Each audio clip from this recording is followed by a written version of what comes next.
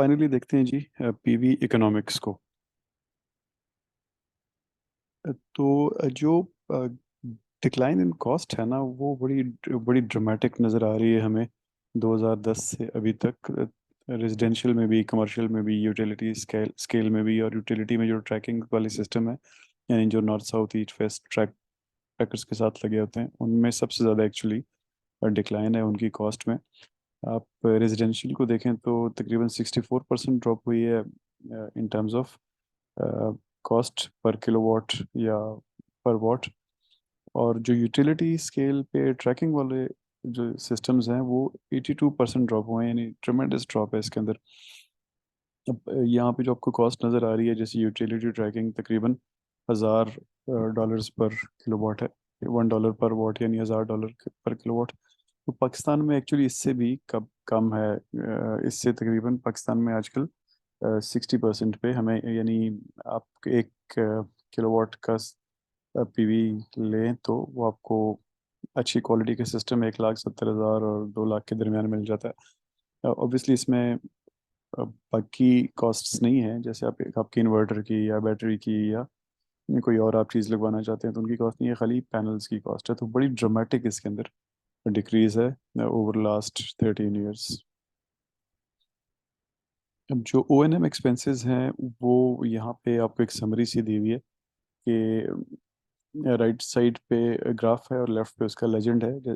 For example residential में बताया हुआ है कि मॉड्यूल की साइट क्लीनिंग मॉड्यूल की और साइट क्लीनिंग की कॉस्ट बड़ी कम होती है घर में अगर लगा हो, क्योंकि वो आपने खुद ही या किसी छोटा सा होता है तो क्विकली किसी से साफ करवा लिया होता है। लेकिन जो यूटिलिटी स्केल वाले होते हैं उनकी कॉस्ट काफ़ी ज़्यादा होती है क्लीनिंग की। इसी तरह आप इंस्पेक्शन एंड मॉनिटरिंग देखें तो वो यूटिलिटी स्केल में कम होती है, लेकिन ट्रैकिंग वाले की ज़्यादा होती है। इधर घर वाले की ज़्यादा इसलिए होती है, आपने अगर किसी से इंस्पेक्शन करानी है तो वो एक सिंगल, चूंकि अरे किया कि उसने करनी है तो वो सारी कॉस्ट जो है उसी एक अरे पे आएगी। लेकिन अगर वो यूटिलिटी स्केल पे जाएगा तो वो टीम या बंदा जो है उसने हज़ारों को इंस्पेक्ट करना है, तो वो पर पैनल कॉस्ट कम हो जाएगी। इसी तरह कंपोनेंट रिप्लेसमेंट घर वाले सिस्टम में महंगी पड़ती है, लेकिन यूटिलिटी स्केल पे सस्ती पड़ती है, अगेन पर हेड कॉस्ट की वजह से। इसी तरह मॉड्यूल रिप्लेसमेंट घर में बहुत आपको मॉड्यूल रिप्लेसमेंट मोरलेस एक ही है, क्योंकि वो मॉड्यूल बहरहाल उसकी एक पर्टिकुलर कॉस्ट होती है और वो हर एक सेल में हर एक पैनल में लगना होता है। इन्वर्टर रिप्लेसमेंट जो है वो उसकी भी मोरलेस घर पे थोड़ी ज़्यादा है, बाकी जगहों पे कम है, क्योंकि घर में अगेन सिंगल इन्वर्टर, वहाँ पे बड़े इन्वर्टर होते हैं जो बहुत सारे पैनल्स को कैटर करते हैं। लैंड लीज घर पे होती ही नहीं है।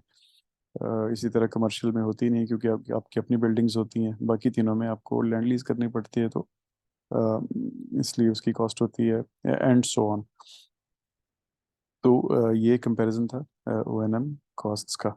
अब इनकी जो लेवलाइज्ड कॉस्ट ऑफ इलेक्ट्रिसिटी है, इसको हमने मिड टर्म से पहले पढ़ा था कि लेवलाइज्ड कॉस्ट ऑफ इलेक्ट्रिसिटी किसी इक्विपमेंट की average cost of electricity generation over it's life time को कहते हैं, यानी अपने पूरी लाइफ के दौरान वो ऑन एवरेज कितने में बिजली पैदा कर रहा है। तो उसमें ऑब्वियसली आपकी एक्विजिशन कॉस्ट से लेके तो डिस्पोजल कॉस्ट तक और सारी ओ एन एम, और अगर उसके अंदर कोई फ्यूल है तो वो सब भी शामिल होता है। तो सोलर के केस में ये 2009 में काफ़ी ज़्यादा थी, यानी $323 से लेके $394 तक थी पर मेगावाट आवर। आप इसको आगे देखते जाएं तो अब 2020 में ये सिर्फ 31 से 42 तक है। यानी एक तो कॉस्ट ही बड़ी कम हो गई है, लेवलाइज्ड कॉस्ट ही बहुत कम हो गई है। दूसरा, उसका स्प्रेड भी कम हो गया है, यानी you can almost be certain कि आपको $35 में एवरेज ये आपके अब थ्रू आउट इट्स लाइफ ये आपको $35 में पर मेगावाट आवर देता रहेगा। और ऊपर देखें तो इसकी जो कंपाउंड एनुअल ग्रोथ रेट है वो 19% है यूटिलिटी स्केल का, और 2009 से 2020 तक, और 2015 से 2020 तक 11% है। तो यानी 2009 से लेके 2014 तक बहुत ज़्यादा ड्रामेटिक ड्रॉप थी। उसके बाद ड्रॉप ज़रा स्मूथ आउट हो गई है, क्योंकि अब ज़्यादा स्पेस ही नहीं रही ड्रॉप होने की। अब यहाँ पे उसी चीज़ को, लेवलाइज्ड कॉस्ट ऑफ एनर्जी को आप कंपेयर करें दूसरी टेक्नोलॉजीज के साथ, तो आप देखें तो विंड की सबसे कम है मिनिमम, यानी विंड की सबसे कम है वो है 26। लेकिन विंड का स्प्रेड ज़्यादा है, 26 से 54 तक है, यानी डिपेंडिंग ऑन आपकी आपकी सिचुएशन क्या है, तो आप $54 भी दे सकते हैं पर megawatt hour throughout the life, और 26 भी दे सकते हैं। लेकिन सोलर की जो है वो मिनिमम दो थोड़ी सी ज़्यादा है, लेकिन उसका स्प्रेड बहुत कम है। तो आप फॉर श्योर तकरीबन आपको पीरियडली स्केल पे तकरीबन 35 $35 में मिल जाएगा। रेजिडेंशियल का भी ज़्यादा है ऑब्वियसली। वो आप सबसे टॉप वाले को देखें तो वो 150 से 227 तक है। 2050 तक ये फोरकास्ट किया जा रहा है कि अगेन बड़ी ड्रामेटिक डिक्लाइन आएगी, 75% तक डिक्लाइन आ सकती है अगर आपकी टेक्नोलॉजी इनोवेशन जो है वो बेस्ट केस हो। इवन अगर कंजर्वेटिव हो तब भी 50% डिक्लाइन एक्सपेक्टेड है। दूसरा जो हमने पीछे ग्रोथ की बात की थी, तो ये मज़ीद बता रहा है आपको ये वाला ग्राफ के 2019 2009 से 2019 तक ग्रोथ का क्या रेट रहा है। तो इसमें आप देखें तो इस वक्त दुनिया 627 गीगावाट्स बिजली जनरेट कर रही है। तो just to to give you an idea के इसको आप कंपेयर कर सकें पाकिस्तान की, इस वक्त जो हमारी गर्मियों में आजकल कंजम्पशन है वो तकरीबन 20 से 25 गीगावाट होती है तकरीबन, या 20 से 25 हज़ार किलोवाट होती है। तो जितनी हम टोटल तमाम सोर्सेज से मिला के एनर्जी पाकिस्तान कंज्यूम करता है, उससे तकरीबन आप कह लें कि 300 गुना ज़्यादा सिर्फ सन से इस वक्त बन रही है। और जो बड़े प्लेयर्स हैं उसमें चाइना का देखें ड्रामेटिक इंक्रीज है, 2012 में ना होने के बराबर था और अब वो तकरीबन 200 गीगावाट है। तो अगेन उस पाकिस्तान से आप कंपेयर करें तो सिर्फ चाइना सन सोलर से इतनी बिजली बना रहा है जितनी हम सारी की सारी इस्तेमाल करते हैं। और इसकी जो अडॉप्शन की फोरकास्ट है वो भी उसी तरह इट्स ट्रमेंडस। ये जो आपको 2019 की लाइन नज़र आ रही है, आप देखें तो पीछे हम इस तक की बात कर रहे थे, यानी हम इस ग्रोथ को कह रहे थे कि बहुत ज़्यादा है।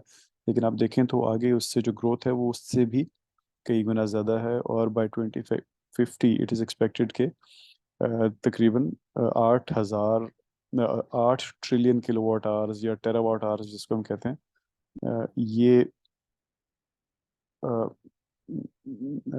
Trillion kilowatt hour, sorry terawatt इससे 100 टाइम्स कम होगा।